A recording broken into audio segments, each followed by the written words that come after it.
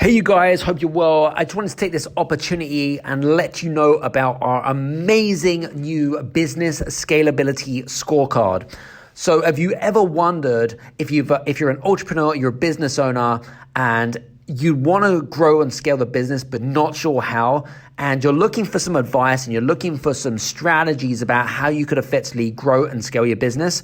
Well, this is your opportunity. We have actually created an amazing business scalability scorecard. It'll take you around 7 to 8 minutes. And at the end of that, it will actually create a report of all of the things that you're doing particularly well in and the things that you need to make improvements to your business. And it's a great tool and a great asset for your business. To get free access to that, go to bit.ly/business-scalability-scorecard. Go there, go now. Take care, see you soon. This is the Game Changers Experience. Deep dive conversations with leading business disruptors, Olympic athletes, celebrities, entrepreneurs, and influencers from around the world. This show will teach you insights about the winning principles in mindset, productivity, marketing, branding, entrepreneurship, business strategy, and more. Hosted by Productivity Authority, business strategist, former elite athlete, author, and public speaker, Adam Strong. I am going to introduce our next guest. And what's really fascinating about this is that I met this chap on Clubhouse, one of my favorite places of hanging out with some cool individuals. And what I love about this particular individual is his energy. But I'm also fascinated about I'm going to call it his obsession more than anything else, which is all around human psychology, right? Alignment, but also entwining that into a bit of marketing and health and wellness, which is really, really interesting.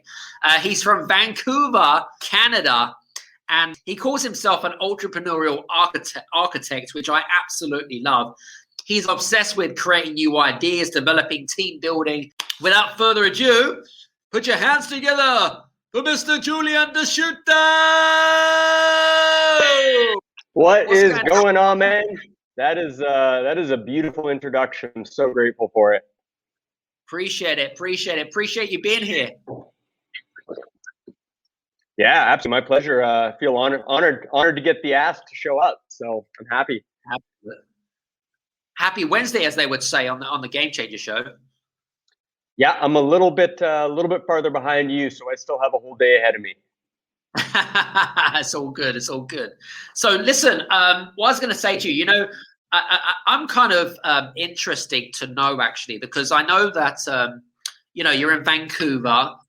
You're an interesting person. You're an interesting character because you have these obsessions around human psychology and health and wellness and staying fit. I mean, if you look at your Instagram, it's actually really fascinating. But tell us some more about, like, what do you do right now? And I'm all about creating impact, Julian, right? And it's the same for you. I'd love to know, more about your background story and what you're doing right now.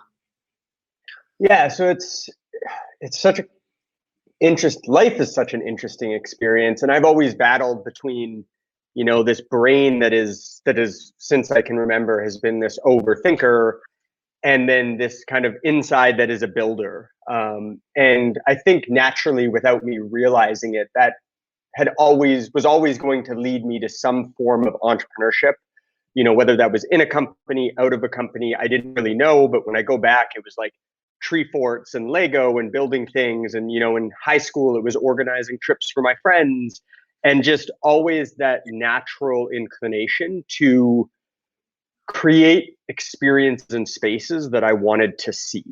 And then I was going to university and doing kind of the whole role in business and finance where, they're slowly trying to put you into these positions. What about this? And so ultimately all roads, when I kind of look back, have been pointing toward entrepreneurship.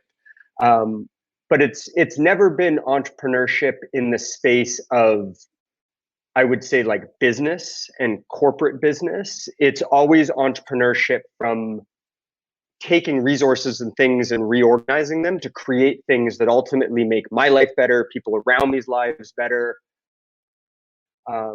And just always coming back to the question of like, what's the landscape right now, and how do we make that, better or more enjoyable or more fulfilling or healthier or thriving or whatever that kind of outcome is. And as I've kind of grown older and become more aware of my very finite role as a human being, realizing that I'm just one chain in an extremely long link of chains, and that my job isn't to conquer all of this, but to rather play a very humbling role in getting the baton passed to me, and then at some point passing it off to some other person, and more of being a conduit for that rather than, the archetype of an entrepreneur that I grew up with which was much more of what I would say like a conqueror, where it's like the person at the top and you're, controlling and stuff like that. So it's been a fascinating entrepreneurial journey, from a kid building massive Lego castles and tree forts to building companies, but also one that is very steeped in the road of self-awareness and the road of consciousness. And so it's been really, just fascinating and fun. Love it. Love it. Love it. Did you, I was going to say to you actually, Julian, did you, like when you had this realization, okay, where you thought to yourself, okay, so I feel like I need to become an entrepreneur, to kind of, I suppose, accept that actually you're going to take a different path. And then what were the what were people around you, like your family, your spouse, saying, and whatever it is, because the traditional routes to market, right, is that we go to school, go to college, go to university, get a good job, right, and live the life of Riley, whatever that fucking looks like. But I'd love to know what your thoughts are on that.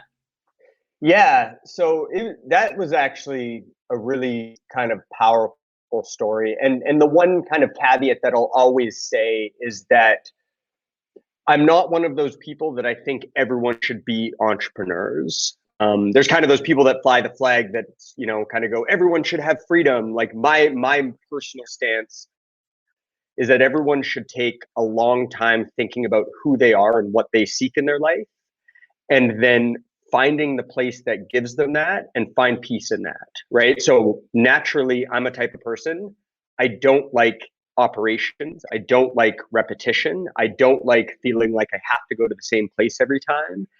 And I'm extremely okay with lots of risk and having no income, right? So by definition, the traits that I feel safe in push me towards being an entrepreneur. But I have friends that, they like security and they like to know that if they do X, Y, and Z, the outcome will be something. And so I always just like to make that distinction, because I think there's this glorification of entrepreneurship that we have right now. And rightfully so, because a lot of, JOBs have been oppressive by nature. But in reality, like I think of some of my employees and I love them to death and I just want to support the hell out of them in those positions.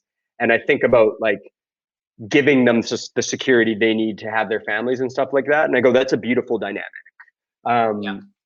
But for me, I think really there was a couple things that happened. The first one would have been when I was about 17, was I experienced through some family friends what it was like to have, what I'll call God money, which is more money than you can spend, and it was not in an egregious, like over the top way. It was just this level of scarcity that didn't exist. And for the first time in my life, it was kind of like, hey, where do you want to go for lunch? And it's like, anywhere we want, or hey, I want to bring my mom here. And it's like, well, book a ticket, bring her over. And it made me realize that like, I grew up from like a pretty humble middle-class family. And you realize that like, there is a world out there that exists where all the things that were so routine to me didn't exist. And what that really did was it just moved me from like the mindset that I had only known because of where I was growing up to, hey, here's this huge world and I don't even know what the extent of it is. And so that kind of primed me to realize that like, if I go after that, there's opportunity there, but then also, that alone doesn't solve the happiness fulfillment equation. Right. And the second part to that was when I was in university, I was, going through school, and I took a course on how to become a bartender. And it was a 2-week course, and the course, it was all right. It wasn't run that well. And on like the second last day, the lady that was teaching it was talking about how the owners were trying to sell it. And here I was, this, astute 19-year-old kid going to business school. And I just said, hell, maybe, I should buy it. And that idea kind of for the next few days just got stickier and stickier in my mind. And so lo and behold, I called them up. I asked them how much it was. It was, mid 5-figure mark. And I went to my parents and I said, hey, Mom, can I borrow that much money? And the first thing my parents said is, what are you going to do with it? And I explained them what it was. And they ended up mortgaging their house, giving their 19-year-old son that amount of money, building, essentially financing it, and enabling me to buy it. And I didn't realize at the time, how dumb that might have been on their part, but also how empowering that was from a parent-child relationship to go to, your maternal and paternal figure, and them to turn around and go, yeah, chase your dreams, and that I think about it now in hindsight, and I'm like, what would them saying no have done to my permission structure? And realizing that, like, I go back to being like 7 years old, and there's moments like that, and realizing that I've grown up in this world where my parents have, in a healthy way, checked in, but in a much more healthy way, enabled me to make my own mistakes. And so I ended up buying that company, having it for a year, over 3xing revenue, cleaning up some of the operations. And there was no strategy. It was just stupid, simple things like go hang posters on bus stops and all this type of stuff. And I ended up selling it. And what was the company? What was the company? It was called Fine Art Bartending School. Cool. And so it was just a little bartending school that taught people how to bartend and turn kind of, skills into a side job that paid pretty well. And so here I, was running a bartending school without ever having bartended, without really knowing how to bartend. And I ended up selling it 11 months later, doing over 200% on the revenue, or on my initial investment. And at that time was 20 years old, sitting with, a modest chunk of cash, but a lot of cash for a 20-year-old. Meanwhile, I was going through school, and all of my teachers were just talking about how, lucky I would be to have this job that pays $60,000 or $70,000 a year. And, and that was the moment that it pierced the veil for me. And I realized that while, like, yes, that's one reality, there are other realities around there. And not that their reality wasn't true, but it wasn't the most true. And I and started to look for, like, all of the other opportunities, and started to really understand that, society has all of these rules, but in actuality, they're pretty loose. Like, there's some rules obviously you can't break, death, taxes, some crimes. But for the most part, all of the, social constructs that we've created are just, speed bumps. And that if you kind of look at them differently, you can play around and reorganize. And really, with the internet, it completely changes that whole thing. And so that just got me really obsessed with not really listening to what people say, but really watching what people do. And you start to realize that there is opportunity everywhere, and there's problems everywhere, and that, somebody with an inquisitive and curious mind, this is just a heyday. It's an overwhelming heyday because there's so many opportunities to create and put together, and to meet people and put it together. So yeah, I really, really credit that 1.5 year window when I was 19 that really took me from, wanting to be a builder. I was actually originally in school for engineering because, bridges and planes, and to an entrepreneur. And, in hindsight, financially, that was a much better decision. but also I think from a building standpoint, it's been much more fulfilling to be able to just create out of this space of what really feels like greenfield opportunity. I was going to ask you, because you mentioned about the fact that you was in school and stuff. Did you ever feel like you'd get kind of, do you ever feel like you're the black sheep of the class? Like, I suppose everyone that goes to college or school, right, they go because they want to go and get a good job, right? But then there's you, kind of, you're the builder. You're 19, you're doing business, and then you exit at 20, right? So you've got more money in your bank account than most of these guys would have if they had earned like sort of 20, 30 years of salary. Did you ever feel like you were this kind of black sheep in the classroom? And I don't know, did it kind of make you feel uncomfortable in any way? Yeah, I think that's one thing, that I'm really grateful for. And so much of, going through this has been, understood in hindsight, not really at the time. I think a lot of the time I was going through school. So like I had an opportunity at 20 to drop out. And I chose not to. And still to this day, I'm grateful I did. And it's one of those things where it's like, I always knew that I was probably never going to use my degree. I was lucky. I got pretty good grades in school, like pretty high GPA in that sense. So I didn't feel like I was out of like the norm societally. Like I still got along, I still fit in, I still got a lot of good grades, but I definitely felt like I was playing a part. Right. But B, also that the structure that was built for me didn't work, right? Like I think in my last year, I ended up, skipping 50+% of my classes, and Right. still maintaining, really good grades. And what it was for me is like, we had this thing called YouTube, and we had, access to mentors and teachers online. And if you could teach me a course in a week and I fundamentally understood it, then why should I have to go to class? Right. And that was one of those rules where it's like, we force people to go to class when really the only thing that should matter academically is an understanding of the material and arguably the relationships you make in class. But if you can understand the material and make those relationships out of class, what role does class play in that? And I'm not advocating everybody skips classes, but I'm advocating that we question why we do the things we do and figure out ways that are very much outcome oriented, to get you there faster. Like you can retire with $1 million in your bank account if you invest in your 401k and you make your hourly salary and you do that and you follow the mathematical rules, you'll get there.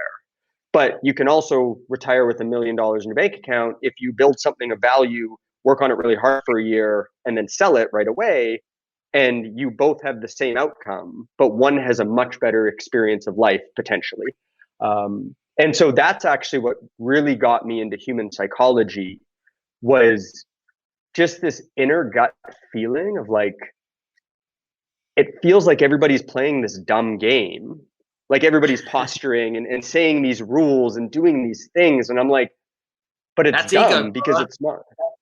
That's ego. Yeah. Well, that led me to psychology, which then led me to consciousness, which then led, you go down the rabbit hole.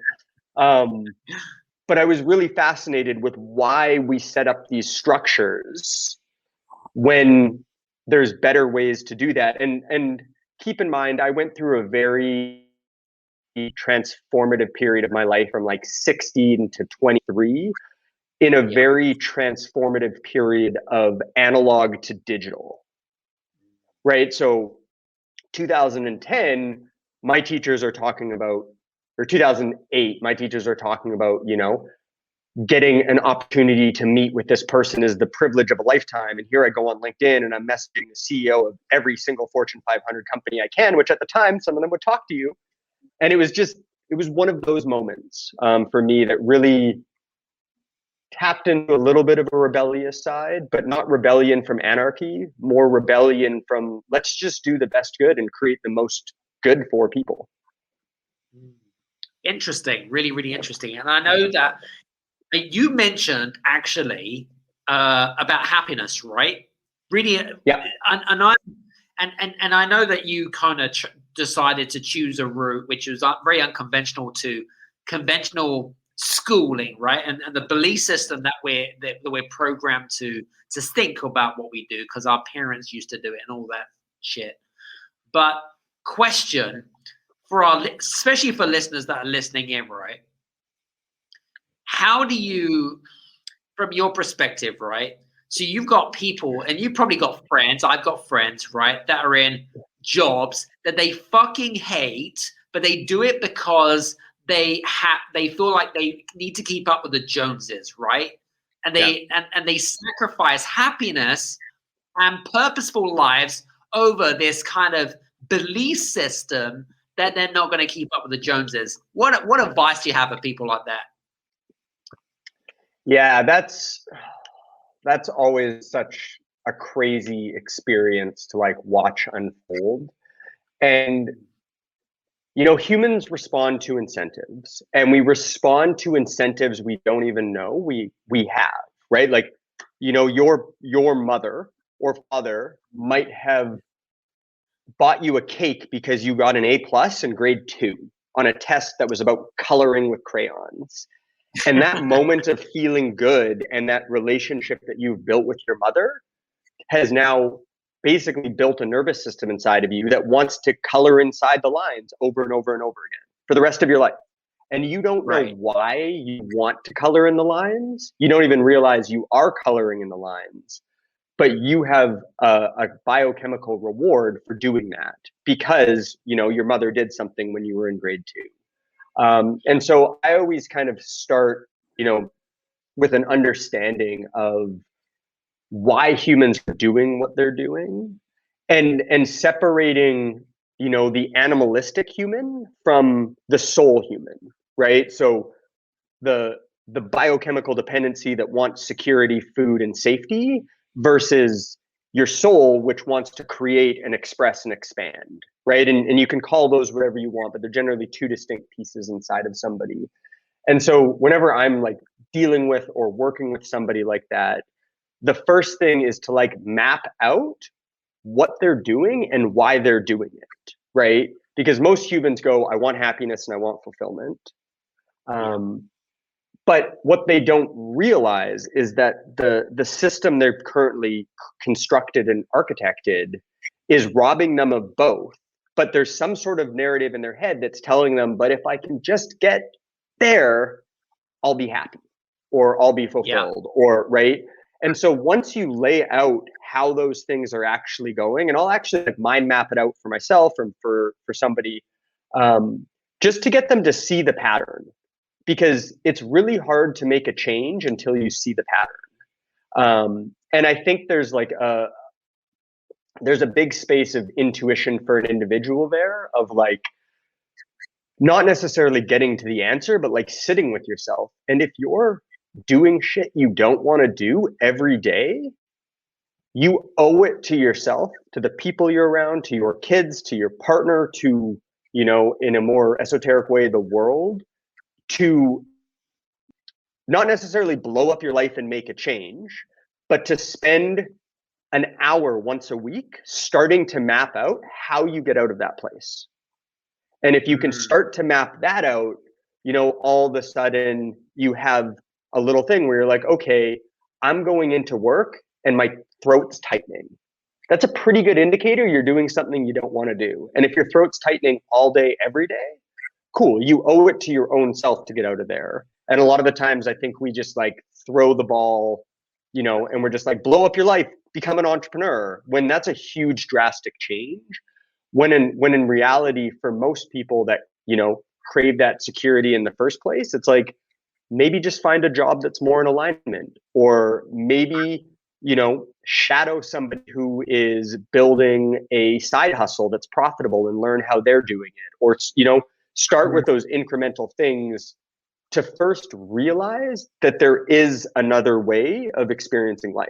And it doesn't have to be like that. And that the more you expose yourself to those different things, the more you realize you can, create almost whatever reality you want, and let's not forget, there's a 7-year-old kid on YouTube making $25 million a year talking about toys, and it's that reality where it's like, the world is so forgiving now in taking passions and turning them into revenue in a way that's never been possible before. And maybe it might not replace your entire job in the beginning, but it'll, give you a little bit of space to breathe. And so I'm really passionate about, helping people find that alignment, whatever that alignment is. I will never say that it should be what I want, but then also being very compassionate to why people ended up there in the first place. Right. Because I think it's so easy to be on the outside of that and volley in of like, everyone should have freedom and everyone should be an entrepreneur. But that doesn't really understand the complexities of the human experience and how, we're wired to fit in. First and foremost, we want to fit in because fitting in equals survival. And so if the whole world is telling you to get a job, you're actually biologically dumb not to, right? Like you're isolating yourself. And it's only been in the last 8-9 years when entrepreneurship has become cool that it's societally acceptable to be an entrepreneur. But, go back to the 2000s and it's like, you're an outcast. So I always just like bring those components in. Yeah, 100%. Yeah, and I absolutely 100% agree with what you're saying.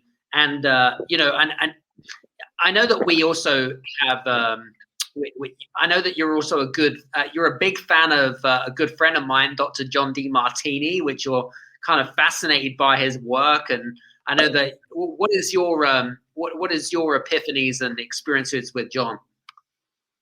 Yeah, I think, I don't even know where to begin with Dr. Martini. He and for anyone that's not familiar with him, I highly recommend, you get into some of his books, and not just him, go into all of the great thinkers that have shaped society, learn about Carl Jung and what he was talking about with archetypes, and go read Viktor Frankl and understand what he's talking about with purpose. And because the human brain is designed in one reality, and we often forget that like all of our perceptions have been shaped by the reality in which we have evolved in, right? So the only reason we can hear is because we evolved in a place with sound. If we had evolved in, and this is a bit weird, but if we evolved in space, we wouldn't need ears, but we might have some other receptor that picks up input from the outside. And that our input is a very narrow band of the reality of existence. And so, guys like Dr. Martini are just so good because you think life is this. Yep. And you read what they're saying, and as you digest it, you realize that life is this, and then this, and then this, and then this, and it just gets so much bigger. And at one point, I just kind of hit this emotional, I don't want to call it a breaking point, but it was more or less a breaking point where you just realize that like, I'm this very finite being flying on a rock in a very small sliver of time as one human in a chain of what so far has been 110 billion humans. And I'm worried about all of these tiny little trivial things. And what a lot of his work had helped me do is realize like the dynamic of myself and the ego, and really help me position to myself to a place of coming back to joy over and over and over again, even in the roller coaster that is the human experience. Yeah. Absolutely. And, it's interesting. I mean, by the way, guys, if you don't know who Dr. John Demartini is, you can go check him out on our podcast, The Game Changers Experience. He is the number one world's leading expert on human behavior. honestly, the guy's got so much knowledge. He's actually read 299 of the ologies, by the way, the ologies. That's like psychology, physiology, all of those kind of stuff. And, it's such a fascinating conversation. And he's so intellectual and such a great giving person. I love in fact, I think what we're planning on doing, by the way, Julian, is we're our main conversations with his team to be able to do a club room with him. And so I'll keep you informed of the progress on that. But yeah, he's a pretty busy guy though. Oh man, he's one of those guys that'll just in the most beautiful way break your understanding of what you think reality is. Which gives you so much more flexibility and freedom to just be a human. Right. And I deeply believe that so many of us are just, trying to experience humanity and be a humanity, playing a very human societal game that we've created that is less and less feeling human, if that makes sense. Yeah. I'm a big fan of every few years, Julian, I go through a massive shift, right? So let me explain, right? So before I go through this massive shift, I go into this time of, and I should do it more often really, but then I'd have too many shifts, is reflection, right? Self-reflection. I think it's so important to have reflection. What do you do? How important is reflection in your life and how do you practice it? Yeah. It's been a really beautiful process because I've had a couple of like really pivotal moments. And the first thing, when I was about 18, I used to have this little journal that I would keep. And on the one side would just say head decision and the other side would say heart decision. And right.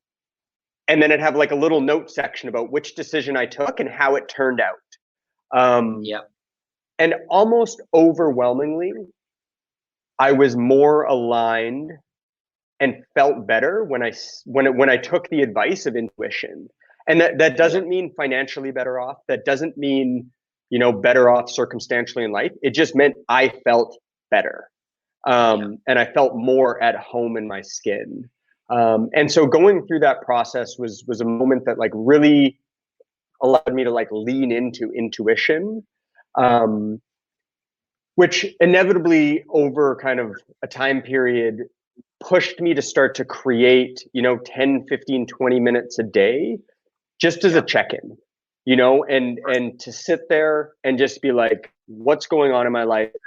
Who do I want to be? How do I want to show up? And, I go through a little bit more formal experiences every kind of 3 to 4 months, generally once a quarter, where, I do the things, the checklist of like, checking money. Does money make sense? Does time make sense? Does goals make sense?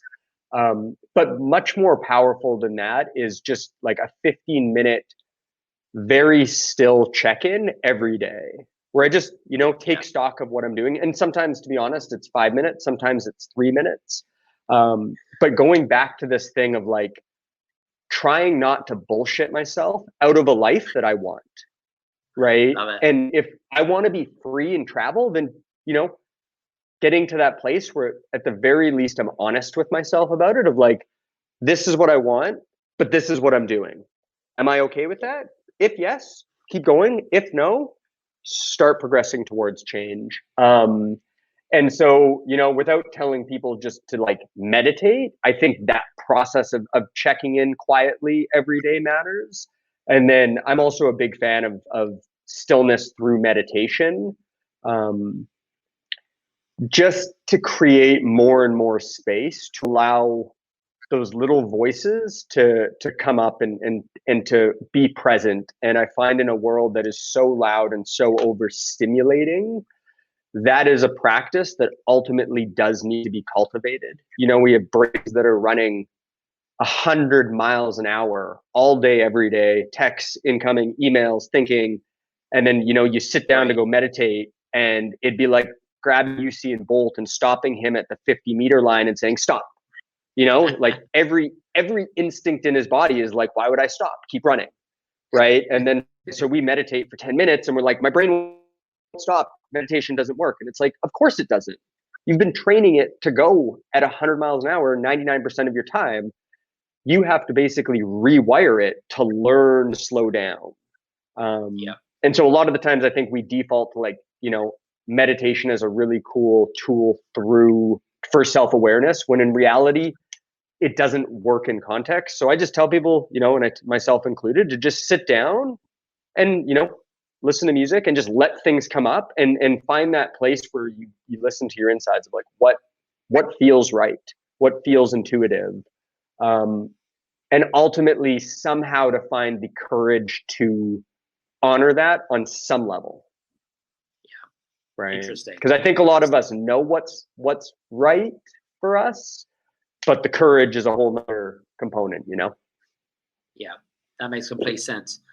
So interestingly enough, I was going to say, because I know that you are working on some great stuff right now, and you've had some. I mean, you're the co-founder of various kind of startup companies, and you're in the tech space and that kind of stuff. What are you working on right now? I'd love to know what you're working on right now.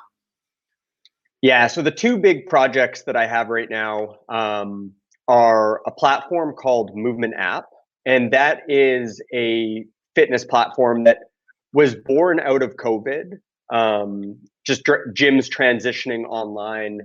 But what it is really kind of merged into is understanding how do you get people healthy, right? And we live in a world of short-term gimmicks and diets and all this stuff, when in reality, biology is so much more complex than that. And so on the surface, it is like online fitness classes and a bunch of psychology around that to get people to show up every day. But really the long-term mission behind it is to crack the psychological code on how do you incentivize people to maintain their body in a way that keeps them healthy and happy. And I think we have forgotten how much, I don't think we've ever been taught how much our body does unknowingly. There's millions of biochemical processes that happen around the clock, 24 hours a day with very few input from us. And you only realize that they're not happening when they stop, in which case that's when illness and disease starts to creep up. And so I'm just really passionate about helping people either maintain the health they already have, which is priority one, because that's the easiest, but then also helping people get back to a place. And if you look around at biology in healthy environments, jungles, etc., where it has the right amount of inputs, biology is designed to thrive. If biology is not thriving, it means that some sort of input, some sort of environment is out of balance. And so you just kind of look at, what we've created in our modern society, and then you look at, increasing rates of obesity and increasing rates of mental health issues. And, they're extremely complex situations, but the fundamental truth that I kind of pull out of there is something is not balanced in the human ecosystem.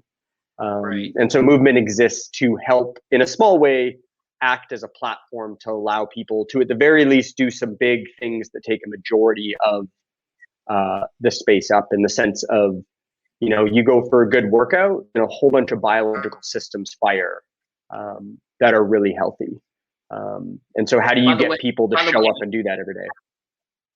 I was going to say, I love that, because I'm really into movement, by the way, Julian. This is probably something that you haven't known about me, but I actually used to teach movement to personal trainers, osteopath, chiropractors. I actually wrote a whole massive module. It's crazy, right? We'll definitely be talking about that offline, 100%. So I'm definitely into that and that kind of stuff. But that's fascinating. What was the other thing you're working on? So the other one is actually something called entrepreneurial archetypes. And what that is it's kind of like a Myers-Briggs for entrepreneurs, right? So we have this big gold rush coming into the entrepreneurial creator class, right? It's a new form of not only identification of who we are, but like building a career, right? Like you can now make a very sustainable living being a freelancer or being a content creator or being, a coach or a teacher or some form of entrepreneurship. But from the outside, we kind of lump all that together and we're like, I'm going to be an entrepreneur. When in reality, there's many different types of entrepreneurs, right? So you have like Oprah on one side, who is very much a content creator and a teacher and a coach. And you have Elon Musk on the other, who is very much a systems thinker that brings together resources.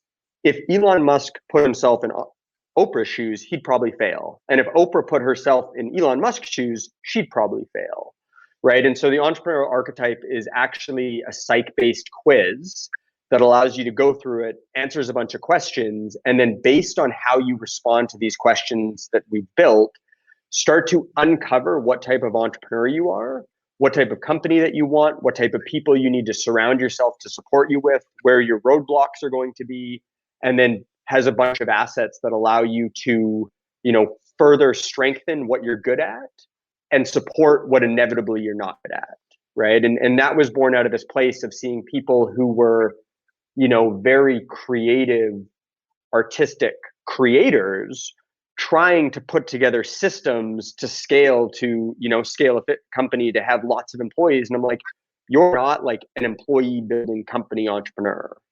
So find somebody that is. And they're like, well, how did you know that? And you're like, well, if you just look at what you want to spend all your time doing, it's creating stuff inside here and putting it out to the world, right? And so our hope with that is to help people go from the space of wanting to be an entrepreneur to facilitating a deeper self-understanding of who they are, and then building the right structure around them the first time, so that they don't end up, beat down, burnt out, exhausted, failing in entrepreneurship, and that they have the best chance of success. And that partially comes out of, I think, a place in my heart where entrepreneurship is bloody hard. It's mentally exhausting. And if you're, a fish trying to climb a tree in entrepreneurship, it makes it so much harder than if you're a monkey trying to climb a tree. So we want people to be in that space as quick as possible, to give them the best chance at success. Partially because I believe, if everyone starts to build an entrepreneurial mindset in some capacity, even if it's like a little side hustle, we'll start to create some really beautiful things that further supporting other humans. Yeah, very good. Love it, love it, love it. Interesting, actually, because I suppose that could also facilitate. I'm a real big fan of self-awareness, right?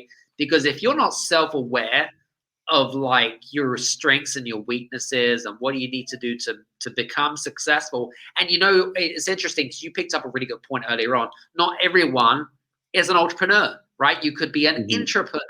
You could just be like, it doesn't really matter. We still need to have the toilet scrubbers of today. We still need to have the people in the cinema booths serving popcorn. Do you know what I'm saying? Like, not everyone is an entrepreneur, and I think it's a really good talk. I think that could really help aid many different things. So that's great, man. I really appreciate that. It's really cool. Yeah, it's been really cool to see. We launched basically last month, and we've had, I think, 7,000 or 8,000 or 9,000 people take the quiz already. And so it's just really powerful to see the level of self-awareness that immediately comes out of it, and follow up with these people. And just, some of the comments come back that are like, it's the first time somebody's explained to me why I resist building structure so much. Or it's the first time somebody's explained to me, why I struggle to put my message out there, right? And just giving people that tool on a level that is, not necessarily behind really large price tags or opaque, or like, for us, it's about giving those tools as transparently as possible and putting them out the world so that as many people can use it as possible. All the good stuff will come when you find alignment on the back end.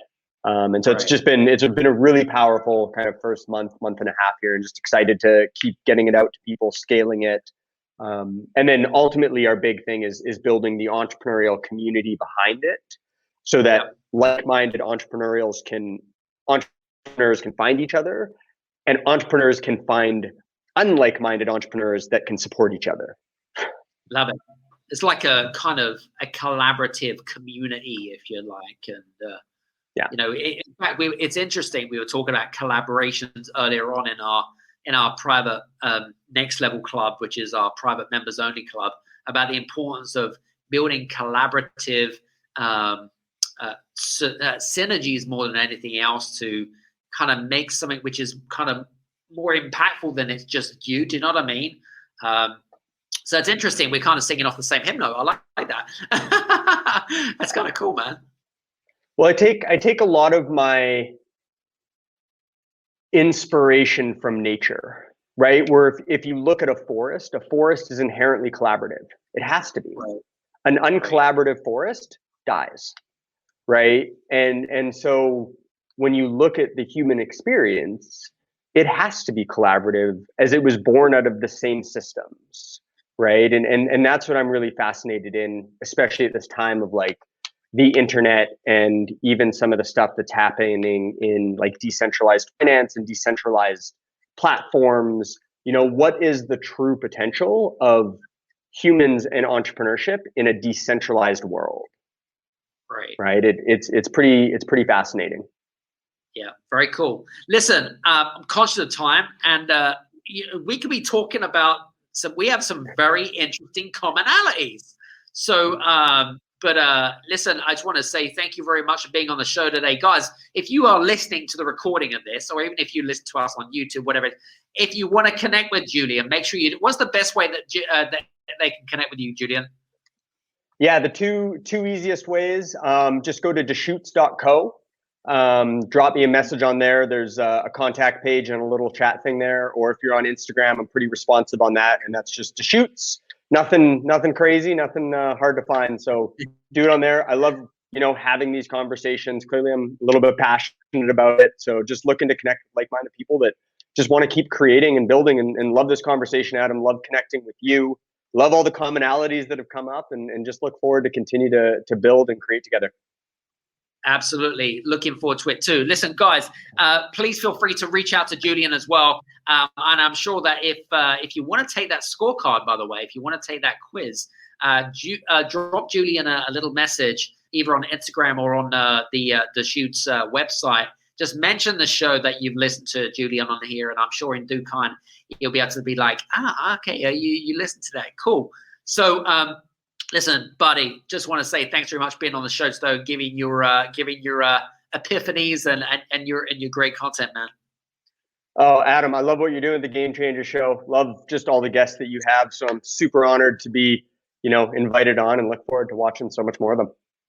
Appreciate it, man. Listen, guys, if you want to learn more, make sure that you have subscribed to the Game Changer Show here on YouTube, and make sure that you also, when you do subscribe, click on and activate that bell as always so that you'll get an activation. You won't miss out on those opportunities.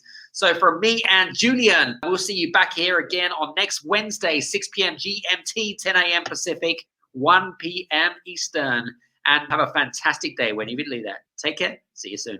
Love you guys. See ya. Hey, you guys, I just want to say thank you so much for listening in to this episode of the Game Changers Experience.